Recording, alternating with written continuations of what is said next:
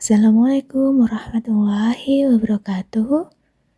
Halo teman-teman semua, bagaimana kabarnya? Selamat datang di perkuliahan mata kuliah Statistik, Ekonomi, dan Bisnis bersama saya Enda Setiawati.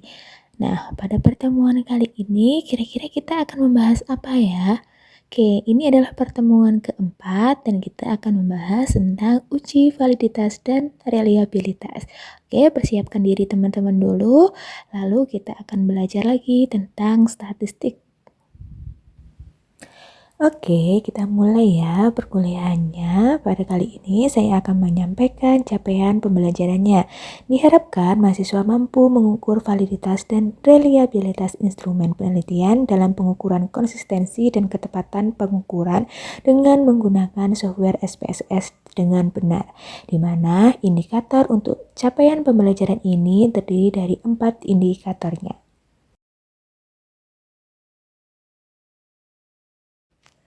Pada pertemuan kali ini, kita akan belajar dengan model pembelajaran Discovery Learning, di mana nanti saya akan menyampaikan materinya, kemudian saya akan mendemonstrasikan bagaimana langkah-langkah melakukan analisis dengan menggunakan software statistik yaitu SPSS.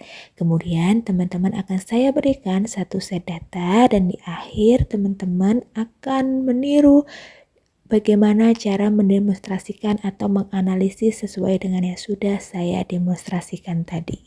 Oke, kita masuk ke materi intinya mengenai validitas. Yang pertama, validitas berasal dari kata validity yang mempunyai arti sejauh mana ketepatan dan kecermatan suatu alat ukur dalam melakukan fungsi ukurannya. Sehingga satu kata kunci yang mewakili validitas itu adalah tepat. Artinya apa? Artinya adalah pernyataan yang kita gunakan untuk mewakili indikator dan mewakili variabel itu sudah tepat.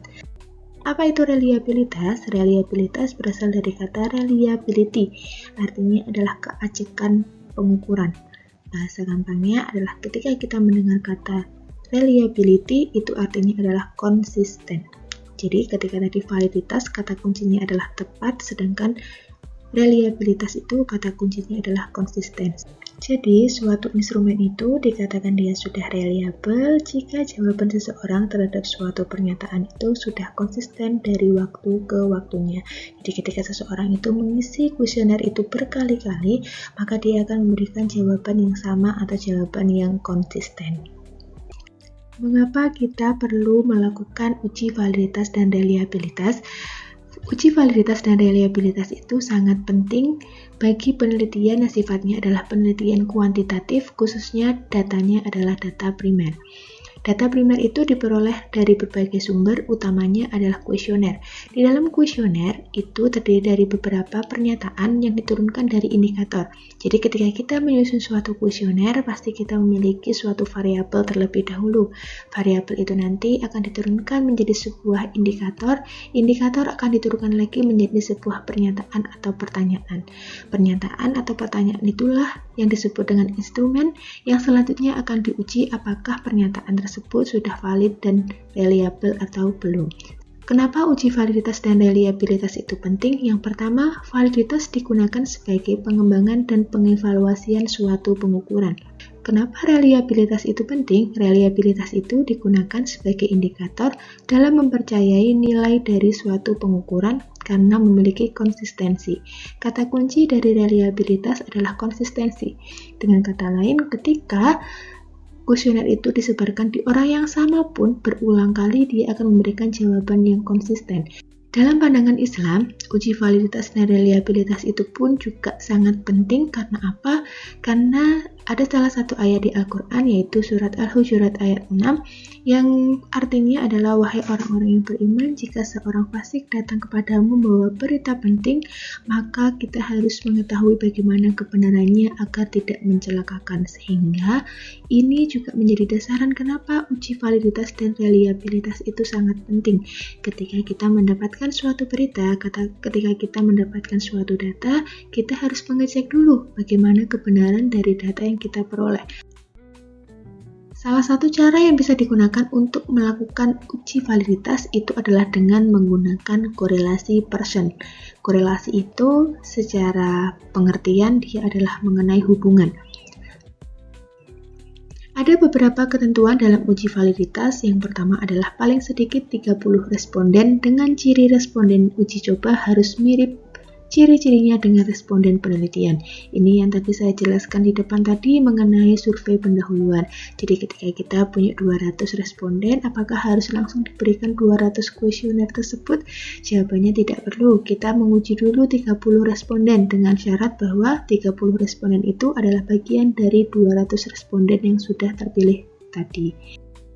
Langkah-langkah dalam melakukan uji validitas secara tertulisnya adalah yang pertama kita melakukan penjumlahan untuk setiap hasil jawaban dari setiap respondennya yang kemudian akan menghasilkan skor total atau skor jumlahnya. Yang kedua adalah kita menghitung koefisien korelasi antara masing-masing pertanyaan dengan skor total dari seluruh responden tersebut.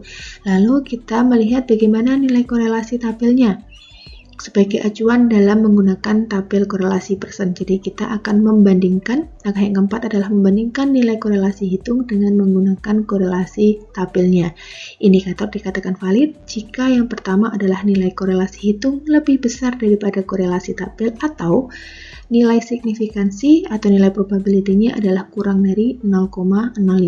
Pertanyaannya adalah korelasi tabel itu nyari di mana? Korelasi tabel itu sudah disediakan, jadi ada namanya tabel korelasi Pearson.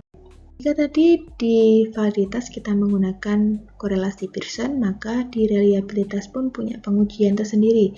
Uji reliabilitas itu salah satunya adalah dengan menggunakan Cronbach alpha. Berikut ini saya lampirkan bagaimana rumus perhitungan Cronbach alpha secara manual, dan untuk perhitungan secara langsungnya bisa melakukan software SPSS. Uji reliabilitas dengan Cronbach alpha itu ada beberapa ketentuan juga. Yang pertama adalah hasil uji coba dilakukan dengan menggunakan Cronbach alpha dan dikatakan reliable jika memiliki nilai Cronbach alpha lebih dari 0,6. Jadi di sini sudah ada nilai patokan tersendiri bahwa nilai dari Cronbach alpha-nya itu harus lebih dari 0,6 baru bisa dikatakan bahwa variabel ataupun indikator itu sudah reliable. Oke teman-teman, time is up. Jadi itu adalah materi tentang uji validitas dan reliabilitas. Gimana nih teman-teman, masih merasa bingung atau sudah paham tentang validitas dan reliabilitasnya? Untuk materi selanjutnya adalah kita akan melakukan praktik dengan menggunakan SPSS. Oke, saya berikan jeda kepada teman-teman untuk memahami dulu validitas dan reliabilitasnya.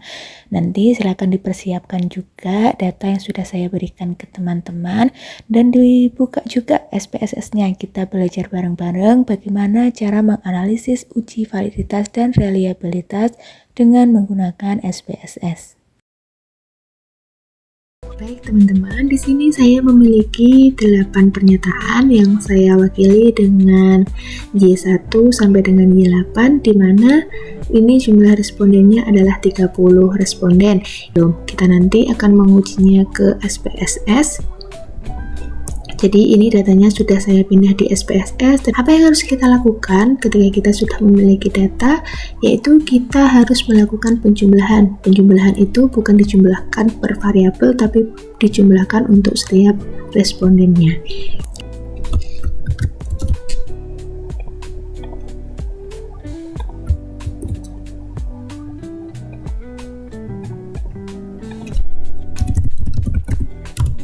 Kita sudah memiliki variabel mulai Y1 sampai dengan Y8 dan juga jumlahnya. Lalu apa yang harus kita lakukan? Kita melakukannya adalah di analyze, lalu kita pilih correlate, lalu kita pilih adalah bivariate. Apa yang harus kita masukkan? Kita masukkan semuanya mulai dari Y1 sampai Y8 termasuk dengan jumlahnya. Jadi kita masukkan seluruh variabelnya, lalu kita pastikan bahwa correlation koefisien yang kita gunakan di sini adalah Pearson, sesuai dengan yang tadi kita gunakan Pearson correlation. Lalu kita klik OK. Nah, ini adalah tampilan hasil dari korelasi Pearson. dari variabel Y1 sampai Y8 beserta jumlahnya. Lalu mana yang perlu kita lihat itu adalah korelasi dari setiap pernyataannya dengan jumlahnya. Jadi yang kita lihat adalah kolom yang paling kanan, yang paling ujung, ataupun baris yang paling bawah. Kalau kita menggunakan tabel dari korelasi, kita nanti yang dibandingkan adalah pernyataan Pearson correlation-nya.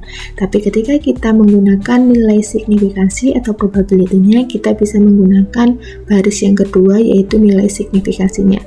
Nah, tadi rambu-rambunya adalah yang paling mudah kita bisa menggunakan nilai dari probability-nya, di mana nilai probability kurang dari 0,05 maka dikatakan pernyataan itu sudah valid.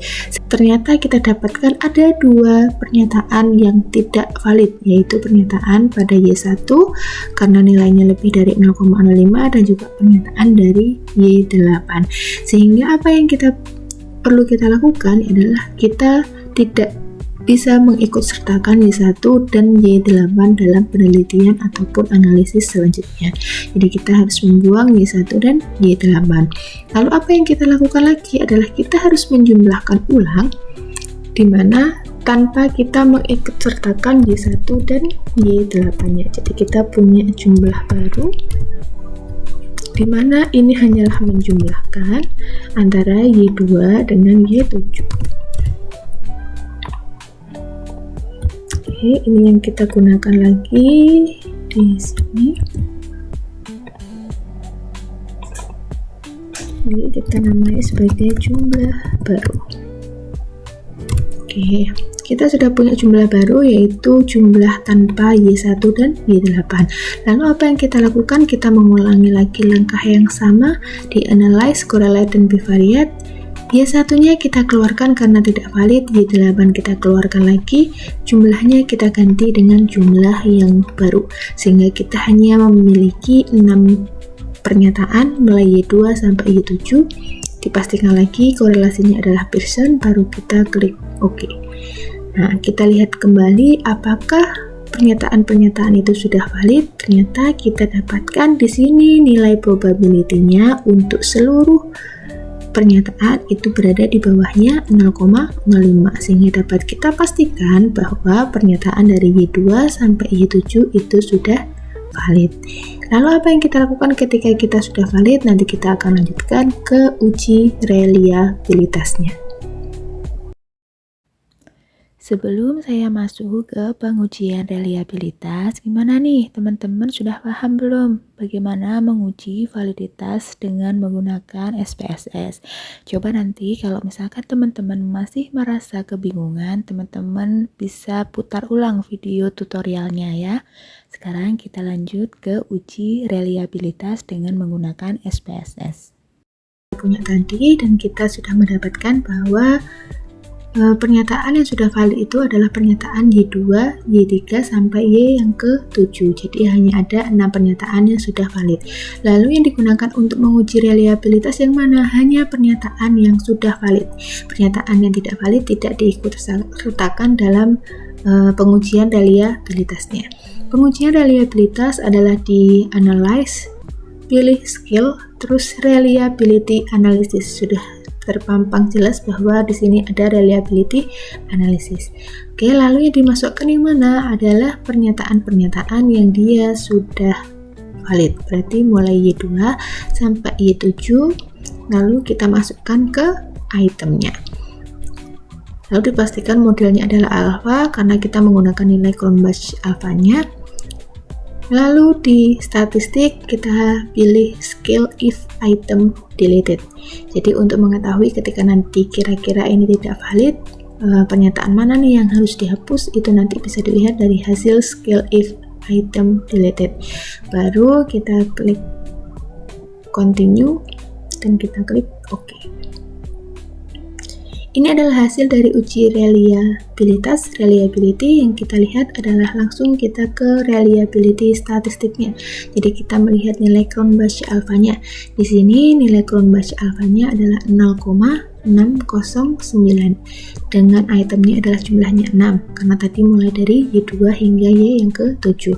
Nilai Cronbach alpha sebesar 0,609 ini ternyata dia memiliki nilai di atasnya 0,6 sehingga apa yang bisa kita simpulkan bahwa variabel yang diwakili oleh pernyataan Y2 sampai Y7 itu sudah reliable, sehingga ketika tadi diuji validitas sudah valid dan diuji reliabilitas sudah reliable, berarti menandakan bahwa instrumen itu sudah dapat digunakan, hasil dari instrumen itu sudah bisa digunakan untuk analisis selanjutnya. Nah, itu tadi adalah langkah-langkah bagaimana menguji validitas dan reliabilitas dengan SPSS. Gimana teman-teman, apakah sudah paham bagaimana cara melakukan uji validitas dan reliabilitasnya? Oke, agar teman-teman bisa lebih paham, ini saya berikan penugasan kepada teman-teman di mana tugasnya adalah bersifat kelompok. Nanti teman-teman akan diberikan satu set data yang kemudian teman-teman akan mencoba untuk menguji validitas dan reliabilitasnya. Seperti biasa, nanti hasil dari analisisnya teman-teman tuangkan dan interpretasikan dalam laporan dan dikirimkan ke Google Form yang telah disediakan. Oke, kita sekarang telah sampai di ujung perkuliahan hari ini. Izinkan saya menyimpulkan tentang materi uji validitas dan reliabilitas. Di sini saya menggarisbawahi tentang pentingnya validitas dan reliabilitas. Jadi validitas dan reliabilitas itu merupakan elemen kunci dalam penelitian untuk memastikan bahwa data yang diperoleh itu telah akurat dan dapat dipercaya. Tanpa kedua pengujian ini, tentu hasil penelitian itu tidak akan mampu dipertanggungjawabkan dengan baik. Sehingga ketika kita ingin melakukan analisis lanjutan, kita harus memastikan bahwa data yang kita punya itu sudah valid dan sudah reliable. Itu tadi materi tentang uji validitas dan reliabilitas beserta bagaimana langkah-langkahnya untuk melakukan pengujian menggunakan SPSS. Jadi nanti ketika teman-teman masih merasa kesulitan, teman-teman boleh berdiskusi dengan saya. Silakan hubungi saya dan silakan berdiskusi tentang materi uji validitas dan reliabilitas. Oke teman-teman, sampai di sini dulu materi yang bisa saya sampaikan. Semoga apa yang teman-teman perhatikan hari ini bisa bermanfaat buat teman-teman semuanya. Terima kasih sudah menonton video ini. Saya akhiri. Wassalamualaikum warahmatullahi wabarakatuh.